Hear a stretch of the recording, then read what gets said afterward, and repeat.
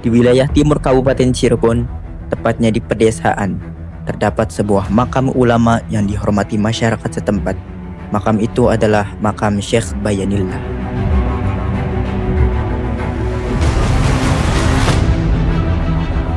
Sebenarnya itu adalah dulunya pengantar ibadah haji ataupun kalau zaman sekarang itu mutawif daripada Syekh Syarif Hidayatullah dengan Nyimas Rasantang.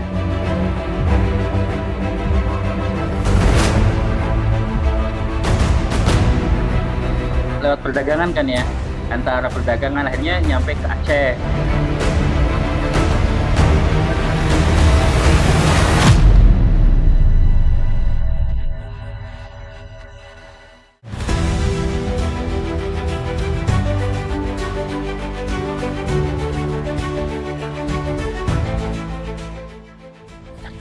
Assalamualaikum warahmatullahi wabarakatuh. Oke guys, jumpa lagi kita di program Santri on the Road spesial Ramadan.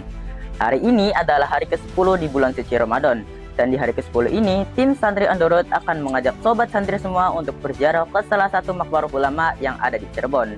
Setelah kemarin kita berziarah ke makbarahnya Nyimas Gandasari, kali ini kita akan berziarah ke makbarahnya Syekh Bayanillah Panderesan, yang konon katanya Syekh Bayanillah ini pernah menjadi pemandu haji dari Ki Somadullah dan Syarifah Mudaim. Untuk mengetahui informasi lebih lanjutnya, yuk langsung aja menuju makamnya.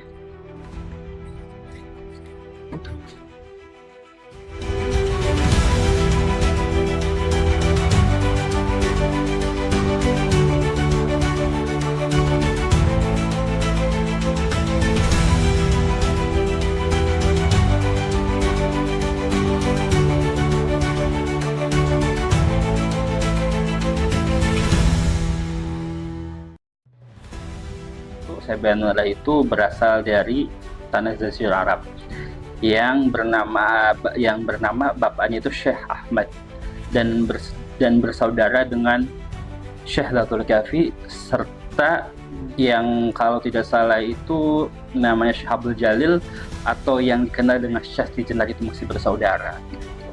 Dan Syekh Bayanillah juga dulunya itu sebagai dewan ataupun penasihat daripada 9 wali. Jadi beliau itu dulunya itu dewan wali 9 itu untuk mendapat nasihat lah bahwa saya di tanah Jawa ini harus seperti apa.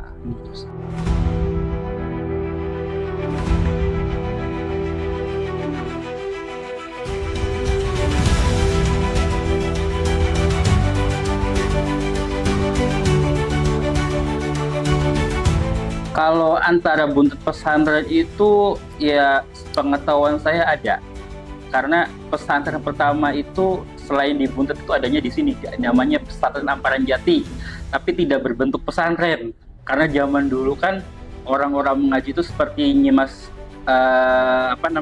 ibunda daripada Syarifah atau Rasantang itu kan tadinya mondoknya di Sayyidatul Kafi yang bernama adalah itu Pesantren Amparan Jati, seperti itu ya pertama kali, dan setelah itu dipindahkan ke Buntet ketika zamannya Syekh Syarif Hidayatullah, seperti itu.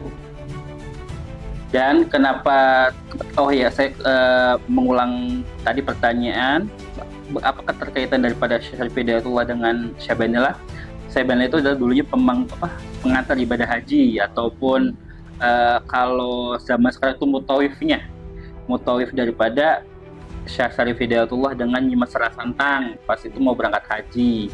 Nah setelah itu beliau juga sebagai saksi pernikahan antara Nyimas Syarifah Mudaim atau Nyimas Rasantang ini dengan Pangeran Abdullah atau Syekh Abdullah yang tepatnya di Mesir sana, di Mesir.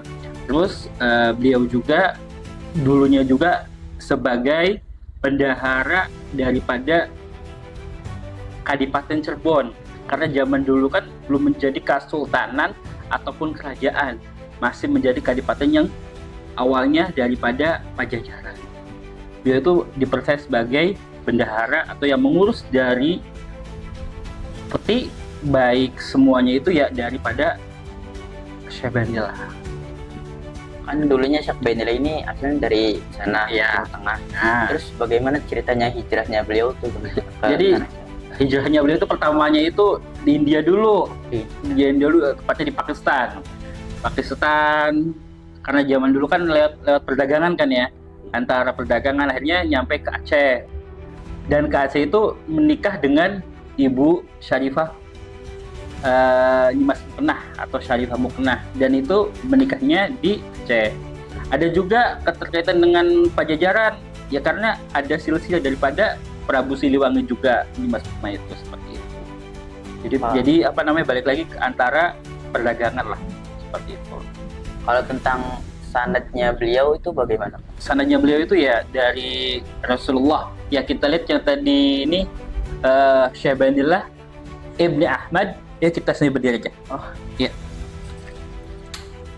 Ini sanadnya itu dari Syekh Bayanillah Ibni Ahmad Ibni Aisyah Tua Ibni Abdul Qadir Ibni Junaid Ibni Abdul Qadir Ibni Shu'aib Ibni Abdul Jabbar Ibni Abdul Ghazak Syarif Abdul Aziz Syarif Salih ke Syarif Abdul Qadir. Jadi masih ada keterkaitan di Abdul Qadir Al-Jilani serta Syarif Abu Salih Musa Jenki Dausat, Syekh Syarif Abdullah, Syarif Az-Zahid, Syarif Muhammad Syarif Daud, Syarif Musa Asani, Syarif Abdul Salih, Syarif Al-Jun, Syarif Hasan Al-Musana, Syarif Hasan Al-Musaba bin Ali bin Fatimah Az-Zahra, Muhammad Nabi Muhammad sallallahu alaihi wasallam. Jadi masih ada keterkaitan dengan Nabi Muhammad sallallahu alaihi wasallam, yaitu walaupun kalau kita lihat ya, beliau itu kan keturunan ke-24 nih. Sangat jauh sekali gitu kan dengan Nabi Muhammad sallallahu alaihi wasallam itu. Berarti Persaudaraan dengan Syarif Hidayatullah itu sangat dekat. Wah, sangat dekat karena masih ada silsilah daripada Nabi Muhammad. Kalau kita lihat ini, kenapa balik lagi ya? Ini kan Sunan Gunung Jati pertama ya, atau Maulana Kahfi. Aslinya bukan Sunan tapi Sunan Gunung Jati gitu kan. Ini nih Sunan Gunung Jati ketiga ini, Syarif Hidayatullah. Tapi ini nggak tahu nih namanya nih. Percetakannya itu mungkin nama kecilnya itu Syed Ali Nuruddin atau Sunan Gunung Jati ketiga gitu, seperti itu. Emang Sunan Gunung Jati ada berapa? Ada empat, tapi bukan Sunan Gunung Jati ada gelar. Gelar yang diberikan oleh daripada masyarakat. Yang pertama itu Sunan yang pertama itu Maulana Kahfi ini. Terus keduanya namanya Syed Zain Abdul Qadir Al-Jail Al-Hasani. Tepatnya makamnya di pesisir, bukan di pesisir, di Pleret, di Mebu. Terus yang ketiganya Syarif Hidayatullah. Terus keempatnya itu Raden Fatahillah. Seperti itu. Jadi Sunan Gunung itu ada gelar Sunan karena bertepatnya di Gunung Jati gitu, seperti itu. Ada yang ditanyakan lagi? Ya, mungkin cukup sekian saja, Pak. Siap. Oke, yang penting saya ada daripada beliau itu ada nasihat untuk para santri.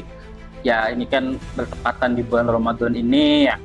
Yaitu ya, kata saya Banila itu mendapatkan wasiat hidup itu yang amanah, jangan neko-neko serta sabar. Itu maknanya ke tasawuf. Jadi beliau juga mengajarkan tasawuf juga. Jadi santri itu harus tasawuf seperti itu. Yeah.